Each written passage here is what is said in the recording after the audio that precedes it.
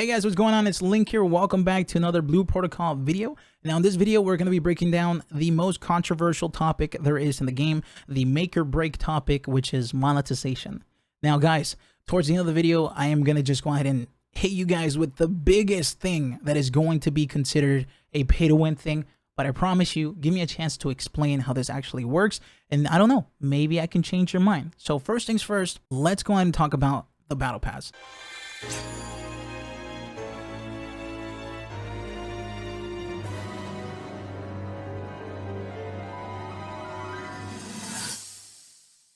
Also, by the way, guys, when this channel reaches 5,000 subscribers and my second channel reaches 1,000 subscribers, I will be doing a Blue Protocol giveaway. I'm going to be giving away 1 to 2 season passes for the game when the game comes out. And it doesn't matter if you're on PlayStation, Xbox, or PC, you can still join. And all you have to do to join in is make sure you subscribe to this channel and subscribe to my second channel. And the link to my second channel will be in the description down below. It'll also be in the comments. And if you do join, thank you very much. And let's get back to the video. Honestly, the Battle Pass is very straightforward. It does have a bit of a like a mini pay to win thing, but not really. Again, I'll explain all this stuff in a little bit, but let's talk about it real quick. So the Battle Pass is simple. It runs for 50 to 60 days. It has a free side.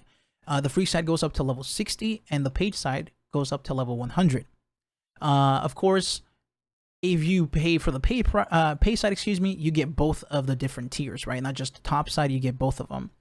They still haven't said how much the battle passes are going to cost, but if I'm being honest, it's probably going to be no more than $10, like any other battle pass out there. The battle pass does not work on an EXP system like other battle passes for other games, where all you have to do is just play the game and you level up as you go. The way that it's going to work, it is going to work based off of you completing dungeons, raids, and quests and stuff like that. Complete those things that I just mentioned, and it'll give you points. These points will then be used in the Battle Pass, which will increase each tier of the Battle Pass. On top of that, every single time you complete one tier of the Battle Pass, you will be given a season point. Now, we don't know if the free tier also gives you a season point, but let's assume that it does, right? So every single time you complete one tier, you're earning 2 season points, which you can use these season points in the season store, which I assume will run for 50 to 60 days until they switches to a different season store, because we'll get a different season pass, right? The season store offers costumes, gacha tickets, etc. However, we need to talk about the gacha tickets because it's gacha. Gacha is a scary word. Now, they've already explained what the gacha is and how it works in this game. Let's just put it out there. Gacha does not offer any weapons, armor, whatever you might want to call it, anything that offers stats. It's just costumes, layered armor, etc. It's just that. It's just literally armor for you. Sorry, layered armor for you, layered armor for your weapons, layered armor for your mounts, different mounts, accessories like cat ears and backpacks and stuff like that. Nothing that is going to be giving you any type of stats whatsoever. That's it. Nothing else. So the gacha system, honestly, while it is gacha and nobody likes it, it's a very chill gacha. It honestly can be ignored and you'll be absolutely fine. It's very chill. Additionally, they introduce premium rose orbs. This is like the main bread and butter, the real currency, your cash to in-game currency kind of thing. This is the V-Bucks, the gems from like Guild Wars 2, right? So the rose orbs can be used to raise your battle pass tiers. However, I wouldn't suggest you doing this unless you're in a rush. Why shouldn't you do this? You shouldn't do this because every single time, like I said earlier, when you gain a tier in the Battle Pass, you earn season points. But if you use money to gain the tier instead of grinding for it, you do not get season points. And if you don't get season points, then you can't buy stuff in the season pass, which, you know, that's gonna suck. So just play the game, and if you have like, I don't know, 10 tiers left and the season's about to end in 2 days, then, you know, maybe you can buy the remaining tiers, because at that point you're only doing it to finish the Battle Pass, and that's it, right? So just keep that in mind. Also, the season, the rewards on the Battle Pass are going to be currency, GC, which we'll talk about in a little bit, Luna, which is just money from what I've heard, and then costumes, gestures, weapon skins, and more gacha tickets for the gacha store. Remember, none of this stuff offers any stats whatsoever to you. Nothing.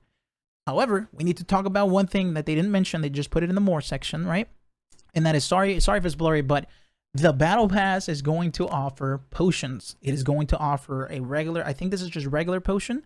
It is also going to offer EXP boosters, and it's also going to offer a 3-hour I believe it's a 3-hour Luno booster or defense booster, one of those things. I can't remember, but it is going to offer that. The free side offers one of these green potions, but the paid side offers 30 of them for just tier 4. And at tier 8, you get this red potion, which I think it's either a defense potion or a Luna potion, which remember, it's money. It's an increase on money, right? Or it's either going to be a increase on defense or an increase on attack. So I understand that sounds pay to win, but give me a second. We'll talk about it in the end. I promise you that all of this will make sense in a little bit. So off to the next one, right? So the battle pass done and over with. Now we go on to this one. This is your local vendor. This is your in-game money vendor, not cash money, in-game money, right? So remember, the actual cash is called Rose Orbs, okay? This is just your regular in-game money. So it says, you're able to earn in-game rewards without using any paid features. A free-to-play player will be able to get things such as costumes, gacha tickets, accessory, mounts, stamps, beauty salon tickets, etc. without having to use the cash shop. These are obtained from clearing missions or starting quests. So there might be events and stuff like that, like a Christmas event or a Halloween event or something like that. And remember, the free battle pass, while we don't know if it offers anything crazy, it might also offer some GC and stuff like that, right? It also says, additionally, you're able to earn currency like GC, which allows you to exchange them for accessories, costumes, and mounts. Now, we know that you can earn a free mounts about like 2-3 hours into the game or whatnot from the story, but it seems like you're going to be able to purchase other mounts without having to pay real money. To earn GC, you can participate in raids and increase your currency. So raids give you a bag of GC at the end of it. I'm not sure about dungeons, but I think dungeons do too. So just keep that in mind. So that's GC, and that's the way that you'll earn free stuff, right? Of course, I must say so too that you could just use Luna, which is regular money, to just buy your weapons. But if you want layered stuff, right, like accessories and costumes and stuff, then you'll use GC. So just keep that in mind. Next, cash shop. What you can buy in the cash shop. This was a harsh one, but let's get through this. So the things that you can expect to be able to purchase are things like costumes, mounts, accessories, stamps, items to raise the success rate of crafting, tickets to reuse equip plugs, aka transfer slots, EXP buffs, reward plus tickets, which we'll talk in the next slide, Luno buffs, which is money, season pass, and more. This is huge. Success rate of crafting is freaking massive. We don't know what the success rate is, to be honest. It might be like, I don't know, 5% or something, but it's still an increase of success rate, right? So just keep that in mind. It also says you're going to be able to purchase name changes in the future, which comes with a cooldown if you want to change your name again immediately, right? That's normal. Every game does this. League of Legends, Smite, MOBAs, MMOs, whatever. They all do this. You want to change your name, you got to pay real money. This is completely fine. It also says, note that costumes and Blue Protocol do not offer any stats. Mounts will also not offer any speed upgrades either, meaning that if you buy a shop mount and I have my regular story mount, don't worry, you're not going to be faster than me. I'm not going to be slower than you. It's just a skin. It's just a different mount. Nothing crazy. Also, right here, it shows you that it gives you head accessories, ear accessories, eye accessories, costumes, gloves, etc., waist stuff, dyeing, like dyes and stuff like that. It's going to offer gestures, underwear. Yes, you heard me, underwear. It's going to offer weapon skins, beauty shop only appearances and parts and stuff like that. Variations, like tattoos and scars and whatnot. It's going to offer stamps. It's going to offer like different like little things that you can pop out, like confetti, firecrackers, maybe blow bubbles. You know, just little things that you can like use to interact with other people. You can buy the battle pass in there, of course, the season pass, mounts, and reward plus tickets. You can get up to 10. We'll talk about that in a little bit. It's going to offer active quest skip, so you can skip quest. It's going to offer the buffs, which is EXP buffs, receive Luno boost, healing items, etc.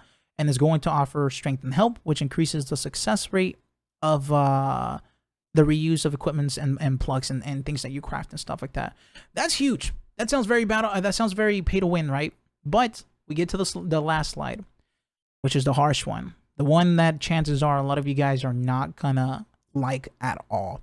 This is called the Reward Plus system. In this system, it allows you to gain extra rewards from a particular mission or a dungeon. This is designed for players who are typically more casual and cannot afford to play as much as hardcore players are able to play. since the system is very strong, they limited the amount of reward plus tickets to a user can get to 10. To obtain reward plus tickets, you're able to get them for free. You're able to get them for free from certain events in the world. You can also earn 1 reward plus ticket for free each day for the free-to-play players. The tickets are naturally refreshed 3 times within a certain time period. The developers did not specify the time period, so it can mean a certain time of login hours or throughout an X amount of number of days, or maybe like 3 times per week or whatever. Additionally, you're able to get them with real money purchases through the cash shop, but because the system is so powerful, they are limiting it in the shop too, so that it will not appear often. Now, let me explain this a little bit more. This one's a harsh one, like I said, but I will try my best to tell you guys why I'm okay with all this stuff. So the way that it works is you get 10 tickets, you get 1 for free. You can purchase up to 10, only 10 at a time. However, they only appear 3 times per X amount of period, right? It might be 3 times per week. What happens is when you get a quest, you'll notice that, for example, if I want to do this quest, it's going to tell me, hey, we'll give you all these cool rewards if you finish the quest. Finish the quest, you'll get all of this. However, if you pay the ticket, you'll also get the items that are up here in this box, meaning that you'll get double the EXP, double the Luna, which is money, and then last but not least, you'll get 1 more material of each material you got, right? And that this is huge, right? You look at this and you'd be like, wow, that's actually quite a lot. You can use this 10 times for your 10 tickets. You get 1 ticket for free, so free-to-play players can use this 1 time. This is big. However, let me defend the idea that it actually isn't pay to win. So other things that we've mentioned is the tickets, the boosters, right? We've mentioned the boosters, we've mentioned the tickets, we've mentioned the EXP boosters, the Luna boosters, the success rate boost, we've mentioned the battle pass, we've mentioned a couple of other different things in here that are a little bit crazy. But let me tell you guys this. The reason why I am okay with this, as long as they don't add more stuff to this, just what I've mentioned, I am okay with it. Here's the reason why. Here's the reason why I don't think it's pay to win. The game is a player versus environment game. It's not a PvP game. So there's no ranking system for PvP or anything like that. So I'll put it like this. Let's assume that I am going to be paying for these tickets and the battle pass and everything, right? And let's assume you, the viewer, are not. Well, it doesn't really matter, and you won't notice that because I'm never going to fight against you. I'm always going to be in your team. So while I may get to, let's say the cap level is 60, while I may get to level 60, 10 levels before you, in about a month in of the game being released, majority of the top players that are like going to grind are all going to be level 60, and you won't be able to tell the difference between that guy grind and that guy paid for an easier time. Like, you can't really tell the difference unless there was PvP and you'd be able to fight each other, and even then you wouldn't be able to tell the difference. And here's the reason why. Because let's assume that you joined PvP with them, but you're also max level. It doesn't really matter because the boosters that they offer are money boosters, EXP boosters, and health potions, and none of that actually raise your stats. You see what I'm saying? Like, it doesn't really do anything for you in the sense of PvP. It also doesn't matter that they leveled up faster than you because you're max level. You're both max levels. So you're both at cap level, so it doesn't really matter. You can argue that the crafting success rate one might be a harsh one because of PvP. They might have a better weapon than you instead of, you know, what do you call it? Instead of someone who doesn't have the success rate, right? But here's the thing. They could easily fix this by making it so that PvP, the weapons, every weapon has a max cap, or rather like every single person that's level 60 max cap level has a base stat or the highest stat you can reach, and you cannot get anything higher than that, making it so that the fights are based off of skill. You win based off of your skill rather than based off of your equipment. Games like Guild Wars 2 do this. You can join in at level 2 for PvP, but it automatically boosts you up to level 80, and it has the stats that are already made for you, and you just kind of put what you want where you want, and that's it. And no one can have more than you, and no one can have less than you unless they want more health over defense, or more defense over health, or whatever, or more attack over this, whatever, right? You get to pick. And at that point, excuse me, it makes it so that the winner is the one with more skill rather than the one with the better gear, which is a lot better. Now, Also, like I said, this literally doesn't affect you. If you really sit down and think about it, it doesn't at all. If anything, you might actually welcome this, because you might be having trouble with the raid and you guys are all level 20. Here comes the guy that's actually paying for the booster and he's level 25 and he makes your guys' life a lot easier. Like, why would you hate on that person when he just allowed you to finish the raid that you guys have been struggling for a while, and in return, now you have more stuff to work with. Now you're higher level. Now you've gained more experience, etc. Again, none of this really, I can't stress this enough, it doesn't actually hinder anybody. And let's assume in the future they increase the level cap from 60 to 80, right? And at that point, I might be blabbering at this point. I think you guys got the point, but I'm just gonna say this real quick. If they increased up to 80, again, they could just do the same thing. Make the PvP, the new PvP minimum level be level 80 now. And the same thing goes. What it was on 60, it is now on 80, and everybody's happy. As long as they do not mess with the stats for armor, as long as they do not mess with like you being able to purchase with real money armor, gear, different stats for everything, I think we'll be absolutely completely okay. And also the increasement on crafting success rate, if it's something low like 1%, 2%, 5%, 10%, and 10% is pretty high. 5%, I think we'll all be fine. Especially with the fact that even though they can craft with the higher success, everything that they craft, you can do. There's gonna be nothing that they'll have that you cannot get in the game for free. So it doesn't really matter. You see, I hope you guys understand what I'm saying. It actually does not matter at all. So anyway, I've been blabbering for a while. Hopefully I convinced you in case you thought otherwise. And if I didn't, please let me know in the comments down below. Let me know what you think. Even if you agree with me, let me know what you think. Let me know if I'm right. Let me know if I'm wrong. I'm very curious. I will be answering the comments down below. I know this is a very controversial topic, and I think they did pretty good.